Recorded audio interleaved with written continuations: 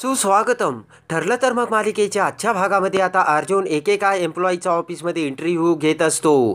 तर आता प्रत्येकाला अर्जुन हा आता निग्लिजिबल करत असतो. तर दुसऱ्या एका एम्प्लॉईला अर्जुन म्हणतो की तुमच्या या अर्धवट नॉलेजचा काही उपयोग नाही आणि ताबडतोब तुम्ही चालते व्हा, मला तुमची गरज नाही आहे.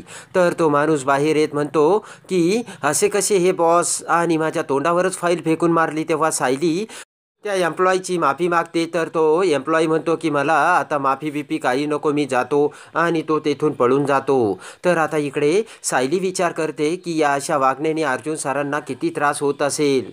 तर आता सायली विचार करते की या अवस्थेतून मी सरांना बाहेर काढणारच. आणि पटकन आता सायली ही त्या सुरेश दादा पिऊनला हाक मारते आणि म्हणते की हे सर्व काय चाललंय. तर तो पिऊन म्हणतो की मला कळत नाहीये की सरांचं एवढं डोकं का उठलंय ते. तर आता सायली त्या पिऊनला सर्व हकीकत आणि तिचा प्लान सांगते.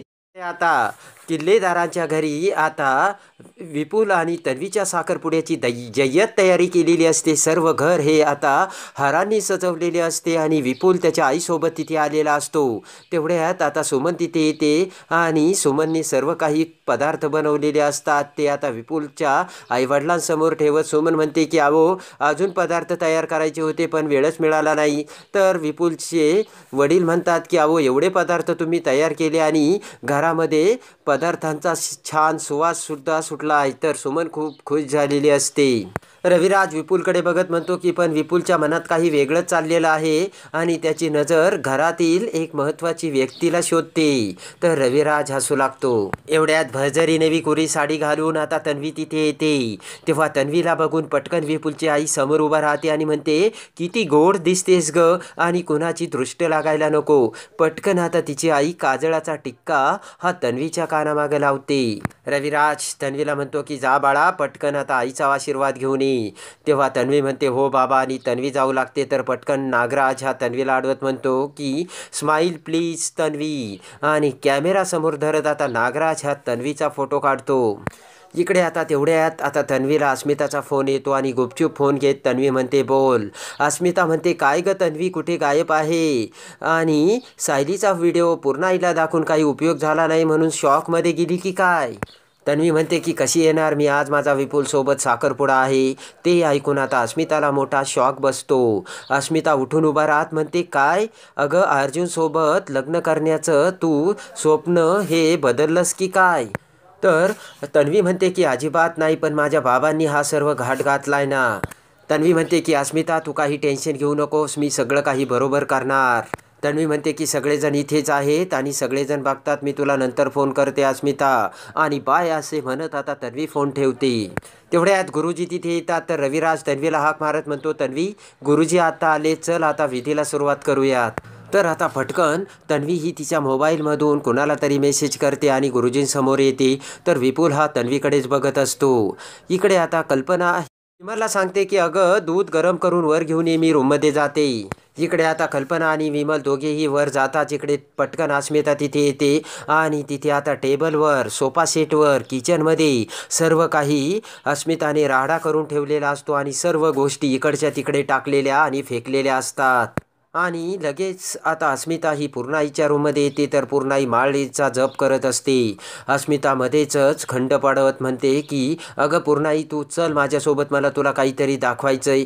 तर बोटाने खुणत पूर्णाई म्हणते की थांब, मी माळेचा जप करते. अस्मिता म्हणते की अगं पूर्णाई, आत्तापर्यंत तू घर कसं छान सांभाळलंस आणि मम्माने सुद्धा कुठे कचरा होऊ दिला नाही, पण आता आपल्या तू ठरवलेले घराचे नियम धाब्यावर जाणार आहेत वाटतं. अस्मिता म्हणते की खाली बघ, काय पसारा झाला आहे, मला ते बघून खूप त्रास झाला, तुला बघून काय होईल काय माहिती पूर्णाई. इकडे आता विपुल हा तन्वी समोर उभा राहतो आणि त्याने आता अंगठी काढून आता तन्वी समोर धरलेली असते आणि आता ती अंगठी आता विपुल ही तन्वीच्या बोटामध्ये घालणार असतो. ते बघून आता सुमन विचार करते की या क्षणाचा आता आनंद घेण्यासाठी पूर्णाई इथे असायला हवी होती. आजच्या दिवशी तन्वीचा पूर्णाईला आशीर्वाद नाही आहे ना, ही गोष्ट माझ्या मनाला खूप लागली असे आता सुमन बोलते. तर आता हसतच रविराज म्हणतो की अरे विपुल तन्वी, तुम्ही एकमेकांना अंगठ्या घाला. तर लगेच विपुल हा दोन्ही गुडघ्यावरती खाली बसत अंगठी आता तन्वी समोर धरतो आणि म्हणतो की तन्वी, तू माझ्या प्रेमाचा आणि माझ्या अंगठीचा स्वीकार कर. तर तन्वीला मोठा धक्का बसलेला असतो. विपुल म्हणतो की तन्वी तू कायमची माझी व्हायला हवी आहेस, होशील ना? आणि असे म्हणत आता विपुल हा हात पुढे करतो. तेव्हा तन्वी ही आता नाटक करत खोटे खोटे हसू लागते. तर आता तन्वी इकडे तिकडे बघू लागते आणि अडखळतच तन्वी तिचा हात विपुलच्या हातात देते. तर विपुल आता तन्वीच्या हातात अंगठी घालू लागताच पाठीमागून एक मुलगा तिथे येतो आणि म्हणतो की थांबा, ही एंगेजमेंट होऊ शकत नाही. तेव्हा सर्वांना मोठा धक्का बसून सर्वजण आता त्या मुलाकडे बघू लागतात. तर रविराज हा त्या मुलासमोर येतो. तर आता इकडे अर्जुन हा डोक्याला हात लावून केबिनमध्ये बसलेला असताना दरवाजात सायली तिथे म्हणते की मी आत येऊ शकते का? आणि लगेच सायली आतमध्ये येते. तर खुर्चीवर बसत सायली म्हणते की मी असं ऐकलंय की तुम्ही मदतनीसच्या शोधात आहात आणि त्यासाठी तुम्ही उमेदवारांच्या मुलाखतीसुद्धा घेत आहेत अर्जुन सर. तर सायली म्हणते की मी तुमची मदतनीस बनू शकते का सर? तर अर्जुन म्हणतो काय? तर सायली म्हणते हो. सायली म्हणते की ऑफिस सांभाळण्याचा तर मला थोडाफार अनुभव आहेच, तेव्हा मी तुमचा ताण नक्कीच कमी करू शकते सर, आणि हवी तर तुम्ही माझी मुलाखत घ्या. तेव्हा अर्जुन म्हणतो की हे बघा मिस सायली, तसं काही नाही आहे, पण तुम्हाला ऑलरेडी नाही जमणार आहे, कारण तुम्हाला घरातली सुद्धा सर्व कामे करावी लागतात. तर सायली म्हणते की आत्तासुद्धा मी घरातले सर्व कामेच करून आली सर. इकडे आता पूर्णाईला अस्मिता ही हॉलमध्ये घेऊन येते आणि त्या सर्व वस्तू इकडे तिकडे पडलेल्या असतात, ग्लास खाली पडलेले असतात. ते बघून आता पूर्णाईला राग येतो. तर अस्मिता म्हणते की पूर्णाई, घरातली सून जर बाहेर हुंदडायला गेली तर ही असेच होणार ना, या घराचा तर पार उकिरडा झालाय. अस्मिता म्हणते की मॅडम गेल्यात अर्जुनच्या ऑफिसमध्ये मार्केटमध्ये जायचे सांगून, आणि बघ घरात तू किती पसारा झालाय ती.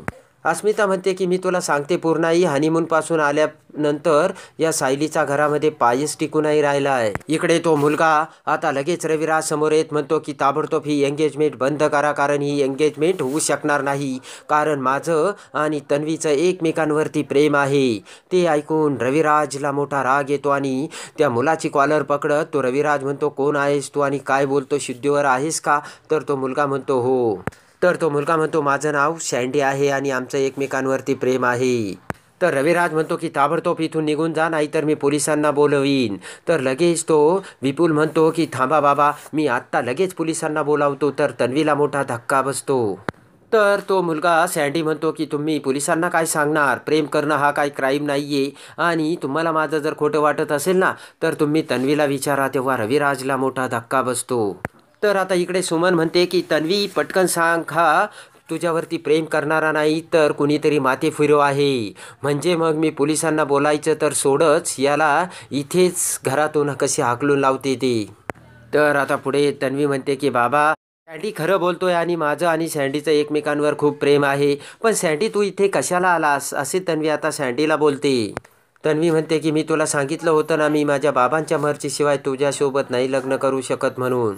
सँडी म्हणतो की खरं सांग तन्वी, तू मला विसरू शकशील का? तर तन्वी म्हणते नाही, पण माझं लग्न तिथेच होईल जिथे माझे बाबा म्हणतील तिथे. तन्वी म्हणते की माझं नवऱ्यावर प्रेम नसलं तरी चालेल, पण मी माझे बाबा म्हणतील ना तिथेच संसार करेल. तेव्हा विपुलच्या आईवडिलांना आणि रविराजांना मोठा धक्का बसतो. रविराज म्हणतो की तन्वी तू हे अगोदर का नाही सांगितलं? तर तन्वी म्हणते की बाबा मी प्रयत्न केला होता, पण त्या अगोदर तुम्ही माझं लग्न विपुलसोबत ठरवलं.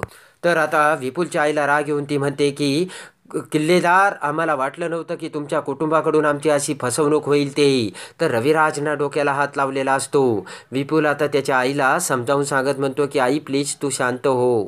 तेव्हा हात जोडून रविराज लगेच विपुलच्या आईवडिलांना म्हणतो की मला माफ करा, हे असं होईल याची मला कल्पना नव्हती. इकडे सायली आता अर्जुनला म्हणते की सर माझ्यावर विश्वास ठेवा, मी चांगली मदतनीस म्हणून काम करू शकते आणि पूर्वीसारखी आता काही गडबड घोटाळासुद्धा नाही करणार. इकडे अर्जुन म्हणतो की त्याला काही अडचण नाही, पण मी जर तुम्हाला असिस्टंट म्हणून अपॉइंट केलं ना तर तुमचे प्रॉब्लेम वाढतील. अर्जुन म्हणतो की घरातले सगळे कामंसुद्धा तुम्हीच करतात, तेव्हा तेही कामं आणि हेही कामं. तर सायली म्हणते की मी सगळे काही कामे करून मॅनेज करील सर, तुम्ही काही काळजी करू नका. तर आता इकडे सायली म्हणते की मी सगळं काही मॅनेज करील. अर्जुन म्हणतो तुम्हाला त्याचा त्रास होईल. तर सायली म्हणते काही नाही होणार. इकडे आता अस्मिता पूर्णाईला भडकवत असते. अस्मिता म्हणते की पूर्णाई, जेव्हा एखादी सून कामे टाकून जाती ना आणि सासूवरती ते कामे टाकून तिचा विचार असतो की ही आपली सासू नाही तर आपली मोलकरीण आहे म्हणून, तर अजूनच पूर्णाई आता भडकलेली असते. तर तेवढ्यात कल्पना तिथे येते आणि म्हणते की हा एवढा पसारा कसं काय झाला? तर अस्मिता कानाला हात लावते. कल्पना म्हणते पूर्णाई, अगोदर मी तुमच्यासाठी फोडणीला भाजी टाकते आणि मग हा पसारा आवरते. तर कल्पना स्वयंपाकाला जाताच इकडे अस्मिता पुन्हा तेल घालत म्हणते की बघ पूर्ण सायली स्वयंपाक न करताच गेली निघून. इकडे अर्जुन म्हणतो की सायली तुम्हाला हे जरी सोपं वाटत असलं ना ते एवढं सोपं नाही आहे. तुम्हाला घरातली सर्व कामे करून हे ऑफिसचं जमेल का? तर सायली म्हणते की पण अशक्य नाही आहे ना सर, लाखो बायका घरातले कामं करूनसुद्धा ऑफिस कामं करतात. सायली म्हणते की मी लॉयर जरी नसले तर ॲडव्होकेट अर्जुन सुभेदारांची चांगली मदतनीस होऊ शकते, तेव्हा मी अपॉइंट होऊ शकते ना. तर लगेचच अर्जुन म्हणतो की you welcome miss Sayali Arjun सुभेदार, तुम्ही अपॉइंट व्हा. तर आता सायलीला मोठा आनंद झालेला असतो. तर आता इकडे अर्जुन आणि सायली रात्री ऑफिसवरून घरी येतात. तर पूर्णाई कल्पना समोरच बसलेल्या असतात. तेव्हा सायली येताच रागाने पूर्णाई म्हणते की बस झालं, आत्तापर्यंत मी खूप सहन केलं पण आता नाही. ही मुलगी स्वतःला सुभेदाराची सून म्हणते ना, तेव्हा आता ही मुलगी मी सांगते म्हणून माझ्या परवानगीशिवाय या घराबाहेर पडणार नाही म्हणजे नाही. आणि पूर्णाई रागाने तेथून निघून जाते. तर आता अर्जुन आणि सायलीला मोठा धक्का बसलेला असतो. तर आता पूर्णाईची समजूत घालून अर्जुन कसा सायलीला ऑफिसमध्ये चैतन्याची जागा मिळवून देतो हे बघण्यासाठी आणि ठरलं तर मग मालिकेच्या डेली अपडेट्ससाठी आपल्या चॅनलला लाईक करा, सबस्क्राईब